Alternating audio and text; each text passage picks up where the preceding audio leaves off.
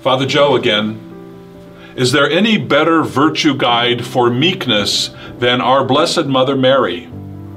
Full of grace and blessed among women, she manifests for us the gentle and meek heart pleasing to God that St. Vincent so often encouraged. In Scripture, she is the quiet woman of faith who never strives for recognition or attention. When the angel Gabriel appears and greets her with news that she will conceive and bear the Son of God, Mary receives the word with awe and wonder, questioning only how shall it come to pass. She responds in faith, "Behold, I am the handmaid of the Lord. Let it be done to me according to your word." Throughout her journey as the mother of Jesus, Mary models a spirit of deep listening, prayerful reflection, and peaceful trust in God's providence that is the very essence of meekness. In her gentle way, Mary exemplifies the quiet virtues that should fill each Christian heart: attentiveness, receptivity, acquiescence to the will of God. She reflects the radiant peace and joy that comes when we follow where God leads, even when the path seems difficult or obscure. As Mary stood at the foot of the cross, she bore witness to the unjust execution of her beloved Son.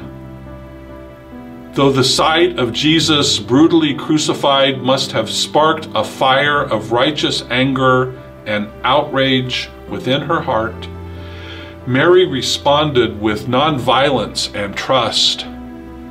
She knew that Jesus would not want her to respond to violence with more violence, or meet hatred with more hatred. Though she felt anguish at Jesus' suffering, she did not rail against the soldiers or religious leaders who had condemned him.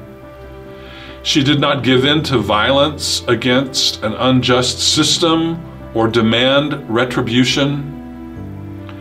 Mary had cultivated the wisdom and humility to see that darkness cannot drive out darkness, only light can, and that the light of the world was doing God's will even upon a cross. Mary's quiet strength demonstrates that true justice is not achieved by inflaming wounds, but by binding them through nonviolent love.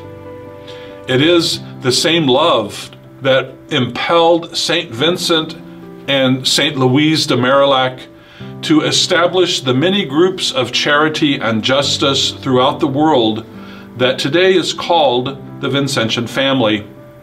In these days which we have together, may I suggest we call upon the wisdom and guidance of our Mother and pray a rosary. Check out the Lent folder on the God Minute app for some pray along suggestions.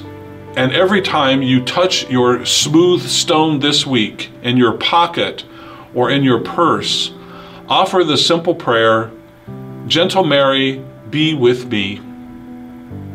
Thank you for joining me today in reflection along our road to Calvary. I'll see you next week.